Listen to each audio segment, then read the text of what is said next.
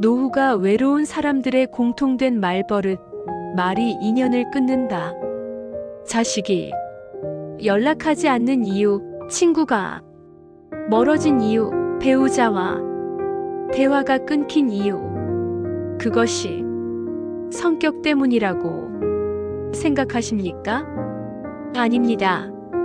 말 한마디 때문입니다. 노후가 외로운 이유는 인연이 없어서가 아닙니다. 말이 인연을 끊었기 때문입니다.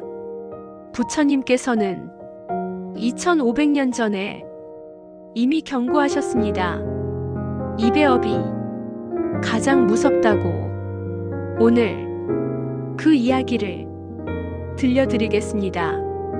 끝까지 들으시면 왜 인연이 멀어졌는지, 그리고 지금부터라도 어떻게 바꿀 수 있는지 깨닫게 되실 겁니다. 노후 외로움의 풍경. 저녁 6시.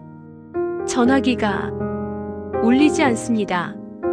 아침부터 저녁까지 한 통도 울리지 않습니다. 명절이 다가옵니다. 자식들에게 먼저 전화합니다. 명절에 올 거니? 아, 그게 처가 쪽에서 먼저 가야 해서요. 바빠서요. 다음에요. 명절 아침 혼자 밥을 먹습니다. 방 한 칸 텅 비어 있고 텔레비전 소리만 울립니다. 친구들은 어떻게 됐을까요? 예전엔 자주 만났는데 요즘은 연락이 없습니다. 모임에 초대받지 못합니다.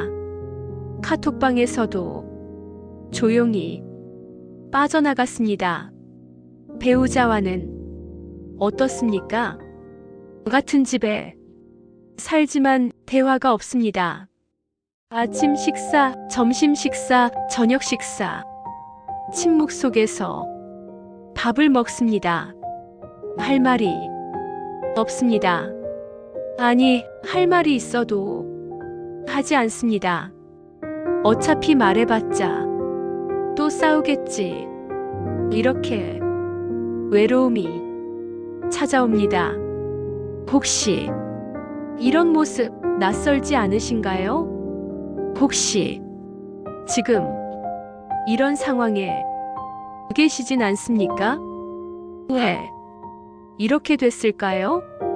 자식이 배은망덕해서일까요? 친구들이 의리가 없어서일까요? 배우자가 차가워져서일까요? 아닙니다. 진짜 이유는 다른 곳에 있습니다. 관계가 끊어지는 과정. 관계는 하루아침에 끊어지지 않습니다. 조금씩 천천히 말 한마디씩 쌓이며 끊어집니다. 처음엔 사소한 말이었습니다. 요즘 애들은 버릇이 없어. 자식이 조금 무안했지만 참았습니다. 아, 그냥 하신 말씀이겠지. 그런데 그 말이 반복됩니다. 내가 너 키우느라 얼마나 고생했는데 나 때는 말이야 이렇게 안 했어. 내 말이 맞다니까. 자식은 점점 말을 줄입니다. 말해봤자 잔소리만 들으니까. 친구에게도 마찬가지입니다. 그건 내가 잘못한 거야. 내가 경험이 더 많으니까. 내 말 들어. 요즘 세상이 왜 이 모양이야? 친구들은 처음엔 웃으며 넘깁니다.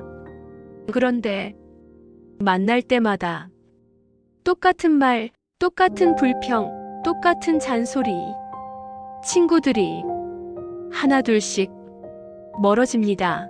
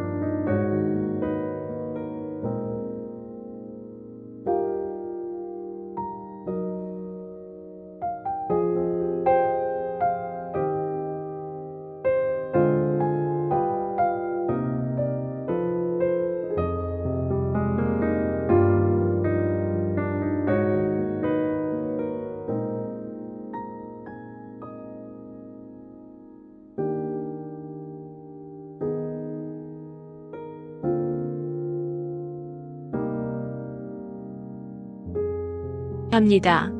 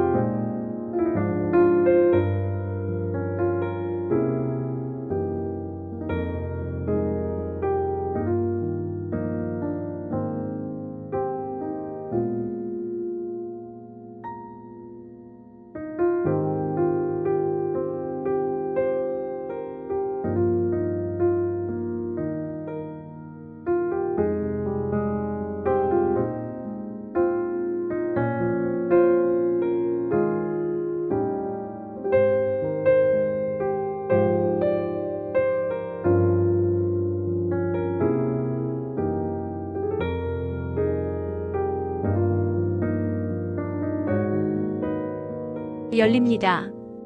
지금 당신이 노년에 외롭다면 그것은 젊은 시절 뿌린 말의 결과입니다.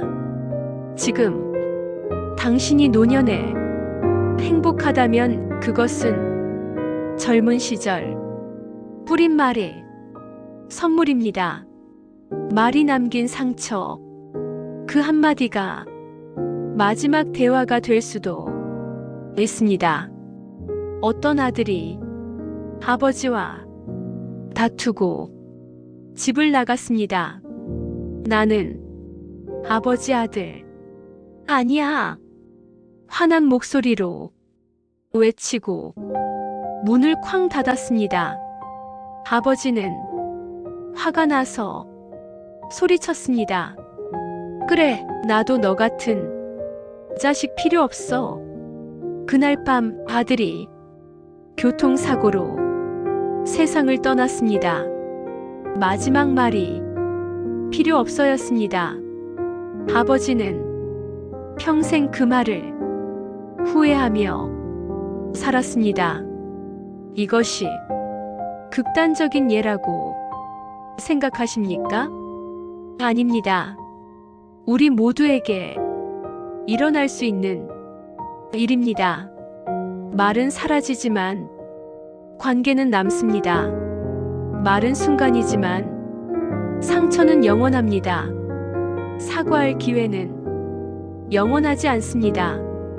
지금 사과하지 않으면 영영 못할 수도 있습니다. 금강경의 가르침, 금강경에 이런 구절이 있습니다. 응무소주, 이생기심, 마땅히 머무는 바 없이 그 마음을 낼지니라 말에도 적용됩니다. 내가 옳다. 여기에 머물지 말고 내 경험이 많다. 여기에 머물지 말고 내가 해준 게 많다. 여기에 머물지 마십시오. 집착 없이 말하십시오. 금강경에 또 이런 구절이 있습니다. 일체유의법, 여몽한 포영. 모든 만들어진 것은 꿈과 같고 물거품과 같다. 말다툼도 그렇습니다. 내가 옳고 내가 틀렸어. 이런 다툼이 무슨 의미가 있습니까? 꿈과 같고 물거품과 같은데 삼륜청정이라는 가르침이 있습니다. 보시할 때 세 가지를 깨끗이 하라는 뜻입니다. 베푸는 나, 받는 상대, 베푸는 물건. 이것을 말에 적용하면 이렇습니다. 말하는 나, 듣는 상대, 말하는 내용. 여기에 집착하지 마십시오. 내가 옳다. 집착하지 말고 상대가 들어야 해. 집착하지 말고 이 말을 꼭 해야 해. 집착하지 마십시오. 그러면 관계가 맑아집니다. 말하기 전 세 가지 관문. 부처님께서는 말하기 전에 세 가지를 생각하라고 하셨습니다. 첫째, 진실한가? 거짓말은 하지 말아야 합니다. 그런데 진실이라고 다 말해야 할까요? 아닙니다. 진실이어도 상처 준다면 말하지 않는 게 낫습니다. 둘째, 필요한가? 이 말이 꼭 필요한가? 생각해 보십시오. 안 해도 될 말, 굳이 할 필요 없는 말, 쓸데없는 말. 이런 말은 하지 마십시오. 셋째, 자비로운가? 이 말이 상대에게 도움이 될까요? 상처를 줄까요? 자비롭지 않은 말은 진실이라도 하지 마십시오. 이 세 가지를 통과한 말만 하십시오. 그럼 말이 줄어듭니다. 말이 줄면 실수도 줄고 상처도 줄고 후회도 줄어듭니다. 현대 적용 자식에게 어떻게 말해야 할까요? 내가 너 키우느라 얼마나 고생했는데 이 말 대신 내가 건강하게 자라줘서 고마워. 이렇게 말하십시오. 요즘 것들은 버릇이 없어. 이 말 대신 내 생각은 어때? 이렇게 물으십시오. 내 말이 맞다니까. 이 말 대신 내 생각은 이런데 내 생각도 들어보고 싶어. 이렇게 말하십시오. 그럼 자식이 다가옵니다. 부담이 아니라 편안함을 느끼니까. 현대 적용 배우자에게 어떻게 말해야 할까요? 당신은 맨날 그것밖에 몰라. 이 말 대신 고마워. 당신 덕분이야. 이렇게 말하십시오. 당신 때문에 내 인생이 이래. 이 말 대신 우리 함께 여기까지 왔네. 이렇게 말하십시오. 평생을 함께한 사람입니다. 거친 말 할 시간에 따뜻한 말 하십시오. 현대 적용 친구에게 어떻게 말해야 할까요? 그건 내가 잘못한 거야. 이 말 대신 힘들었겠다. 이렇게 말하십시오. 내가 경험이 더 많으니까 내 말 들어. 이 말 대신 내 경험으로는 이런데 내 생각은? 이렇게 물으십시오. 친구는 조언을 원하는 게 아닙니다. 공감을 원합니다. 침묵의 수행. 부처님께서는 때로 침묵을 가르치셨습니다. 말하지 않는 것도 수행입니다. 특히 화가 날 때, 억울할 때, 서운할 때, 그때 말하면 후회합니다. 침묵하십시오. 한 호흡 쉬십시오. 그리고 생각하십시오. 이 말을 꼭 해야 하나? 이 말이 관계에 도움이 될까? 대부분은 안 해도 됩니다. 법구경에 이런 구절이 있습니다. 말을 삼가는 자는 원수를 만들지 않는다. 말을 줄이십시오. 그럼 실수가 줄고 갈등이 줄고 후회가 줄어듭니다. 따뜻한 말의 공덕. 거친 말이 관계를 끊는다면 따뜻한 말은 관계를 잇습니다. 고마워. 미안해. 사랑해. 수고했어. 이런 짧은 말 한마디가 얼어붙은 관계를 녹입니다. 자바 함경에 이런 말씀이 있습니다. 부드러운 말은 봄바람과 같아 듣는 이를 살린다.